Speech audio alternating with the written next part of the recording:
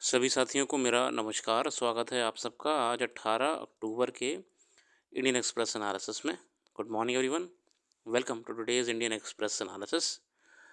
पहले पेज पे supreme court से एक खबर है। असम में की बांग्लादेशी नागरिकों की भारतीय नागरिकता को लेकर लंबे समय से मुकदमा चल रहा था, जिस पे सुप्रीम कोर्ट ने सहमति जता दी है, upholding the constitutional validity of Section 6A of the Citizenship Act 1955, which essentially sets March 24, 2071 as the cutoff date for entry into Assam for grant of citizenship. The Supreme Court Thursday called for stricter implementation of laws against illegal immigration. Cutoff date 24 मार्च 1971 ही रहेगी citizenship grant करने के लिए। Supreme court ने उसमें clear रखा है।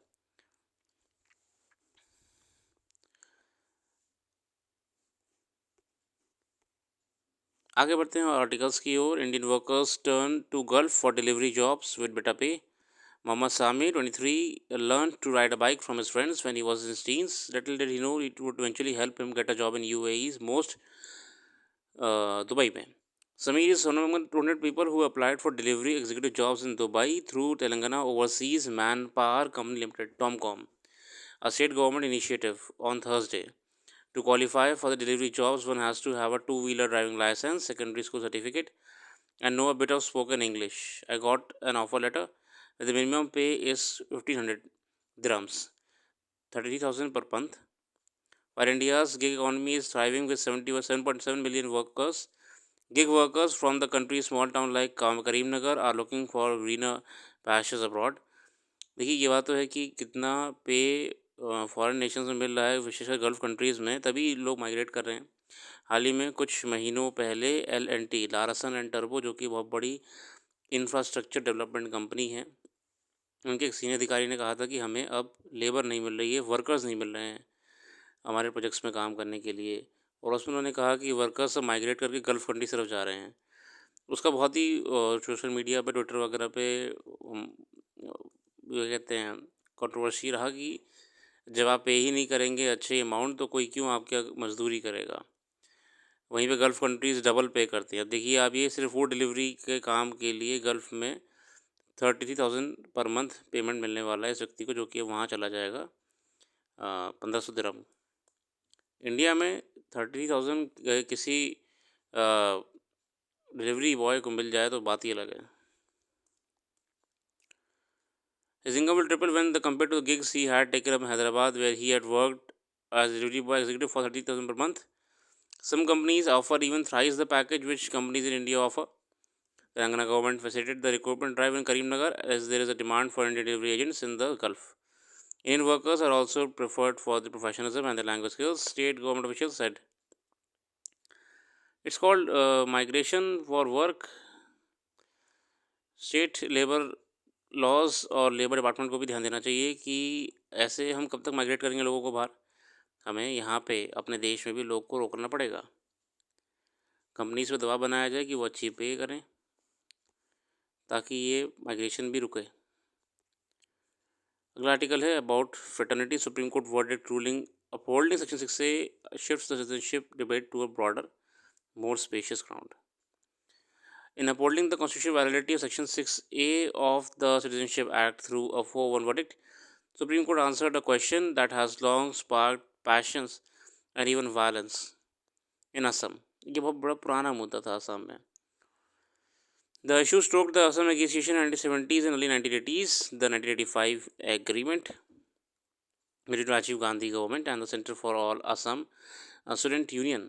ऐसे centre में राजीव गांधी साहब और आसू, जो कि स्टूडेंट यूनियन है असम की, इनके बीच में ये एग्रीमेंट हुआ था। असम कोर्ट के नाम से जाना जाता है। Arrive at resolution was setting cut-off date for citizenship. Section 6A of the Citizenship Act was inserted in the statute books. The government allows foreign migrants of Indian origin who came to Assam after January 1, 1966, but before March 71, to seek Indian citizenship. However, in a state where the scars of partition are still raw, migration remains a fraught issue. Section 6A was contested on the ground that it violates constitutional provisions on citizenship and goes against the right to equality by setting a different yardstick for Assam compared to the rest of country.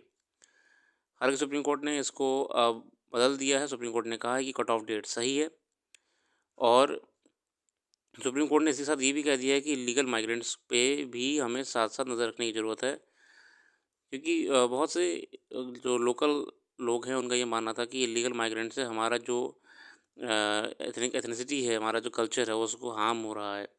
Assam में illegal migrants बढ़ते जा रहे हैं, उनको रोकना चाहिए. हालांकि supreme court ने मना कर दिया. सुप्रीम कोर्ट ने कहा है कि जो सेक्शन 6A के अनुसार है वो होगा. हालांकि सरकार को ये ध्यान रखना पड़ेगा कि इलीगल माइग्रेशन जो है उसे कोई सपोर्ट नहीं करता है. Illegal migration should be stopped at any point.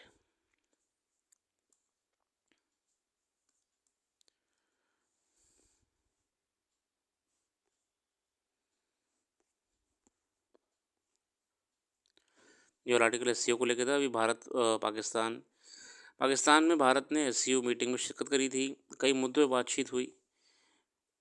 बेहतर भविष्य की ओर डिप्लोमेसी काम कर रही है. अगला आर्टिकल है काइंड ऑफ होप. ये एस मीटिंग को लेकर है. अमिताभ मट्टू साहब कहते हैं, even civility in Indian Pakistan relations can not be taken for granted. More than 77 years after the partition of Bharat, are there faint signals then the Minister S. Jaishankar visit to Islamabad for the SCO summit may lead to a thaw. The approach during the visit to Pakistan's establishment, characterized by warmth and courtesy. हम जानते हैं बहुत ही स्वागत करें मेहमानों का पाकिस्तान ने. There is no doubt too the Jaishankar conducted himself with grace and dignity required in the circumstances in Islamabad. Diplomacy की बातें हैं. In the lead-up Jaishankar visit, Pakistan has been grappling with internal turmoil. The country is facing substantial political instability, economical challenges, sectarian violence, and a growing wave of public discontent against army repression. Prime Minister Shehbaz Sharif government and the Pakistan's armed forces are under pressure to stabilize the situation, making it perhaps imperative for Pakistan to reassess its foreign policy, particularly towards India. The recognition that normalization of relations with India could serve at least as a means to divert attention. ये हम प्रयास कर रहे हैं कि इसमें शायद कुछ बेहतर हो. कश्मीर से लेकर कई मुद्दों पे बातचीत हुई है और उन पे मगर अभी भी दिख रहा है कि कोई फ़र्क नहीं पड़ने वाला है. जो पॉलिसी वो चला रहे हैं उस पॉलिसी पर टिके रहेंगे, जो है civil unrest in the valley Pakistan. Several factors could be influencing this introspection within Pakistan. First, as stated earlier, it is in deep turmoil with Pakistan. बस अभी वहाँ पे पाकिस्तान के अंदर भी बहुत समस्याएं चल रही हैं. The internal situation has been tumultuous with rising inflation, economic instability. These challenges may finally prompt the need for government to focus on stabilizing the country rather than engaging in confrontational politics within India. And maybe they are looking forward to have a more peace relations in the coming future. Second is the inherent pragmatism of the Sharifs. The current government under Shehbaz Sharif, under the mentorship of former PM Nawaz Sharif, appears to be adopting a more pragmatic approach to governance rather than relying on populist rhetoric. There is a growing acknowledgement among Pakistani leaders. यही बात है कि अभी भी जिस economical problem से पाकिस्तान गुजर रहा है, इन्फ्लेशन से गुजर रहा है, शायद वो उम्मीद कर रहा है कि अब भारत से अच्छे संबंध बना के वह शांति के साथ साथ इकोनॉमिकल स्टेबिलिटी बना पाए. कुछ खबरें ये भी हैं कि क्रिकेट को वापस से शुरू करने की बात हो रही है, जो कि ऑफिशियली MEA ने नहीं माना है. MEA ने कहा है कि ये हमारे एजेंडा में नहीं था. देखते क्या रहता है आने वाले समय में पाकिस्तान के साथ. SCO, विशेषकर SCO के साथ जो क्षेत्र में सब देश मिलकर काम कर रहे हैं, बेटर ही होगा. Direct tax share up to at 57% of total tax revenue, highest in 14 years. Direct tax share है जो कि हाईएस्ट चला गया है, बहुत ज़्यादा कंट्रीब्यूट हुआ है शेयर में. डायरेक्ट टैक्स कंट्रीब्यूट कर रहा है जो हमारी अर्निंग में देश की. 14 ईयर्स से भी ज़्यादा कलेक्शन हुआ है.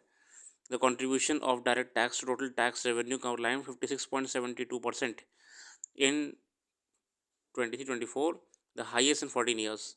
The surge was even more stark in the direct tax to GDP ratio. The share of direct tax in the overall economic output in the country, which jumped to over 2-decade high of 6.64%, time series data released by the Central Board of Direct Taxes (CBDT), where direct tax to total tax revenue decreasing in financial 24 from 54.33% in the previous years. बहुत बड़ी बात है कि लगभग 56% contribute करा है, 57 ही मान लीजिए इसे आप, जो कि पहले के मुकाबले बहुत ज़्यादा है, क्योंकि कलेक्शन भी सरकार ने बहुत अच्छी तरीके से करा है, बहुत ही दबा के करा है। कंट्रीब्यूशन देखिए आप 18-19 23-24 में 20 से जम करके आपका 20 लाख से 34 लाख आपका हो गया।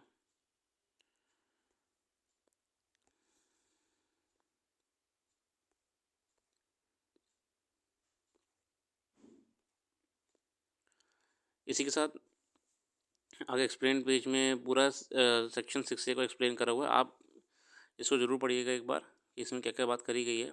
मैंने पढ़ा था, मुझे अच्छा लगा, और बहुत सी चीज़ें हैं विशेषकर असम अकॉर्ड जो कि भारत सरकार और असम में शांति बनाए रखने के लिए करा गया था, उसको भी यहाँ पे एड्रेस करा गया है। In 1979, all Assam Students Union began an accusation demanding the identification and deportation of illegal foreigners, predominantly from Bangladesh. The accusation went on for 6 years, culminating with the historic Assam Accord. Central state governments and the leaders of Assam movement,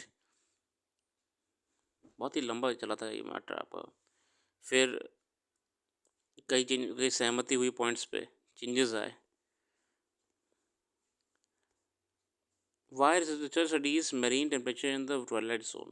ये है, marine heat waves refer to unusual warming of ocean waters, typically measured by observing temperature at the ocean surface. Innate challenges associated with the deep sea exploration include the lack of sunlight at great depths and high sea pressures generally limit observation to surface. In recent years, global warming has made marine heat waves more frequent and intense. A new study published in the journal Nature has found that these heat waves can also be observed in the twilight zone between 200 and 1000 meters. Researchers found that heat waves deep in ocean may be significantly underreported. तो ये जो आपका गहराई में जाएंगे 200 से 1000 metre के बीच में भी आपको ये मिल रहे हैं। The major finding was that in the deep ocean, eddy currents rather than atmospheric currents, a majority influence the temperature. तो यहाँ पे eddy currents influence करते हैं।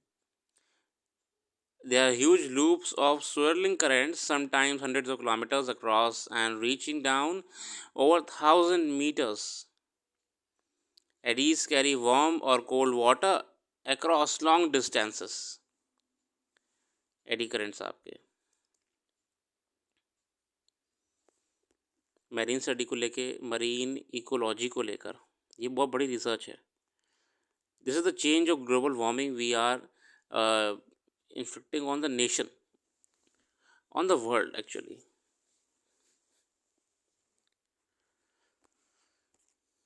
इसी के साथ आज के लिए रखते हैं। अपना कीमती समय देने के लिए बहुत बहुत धन्यवाद। आज के क्विक एनालिसिस में आप जुड़े, कर फिर आएंगे नई वीडियो के साथ। Thanks for giving a precious time. Have a very nice day.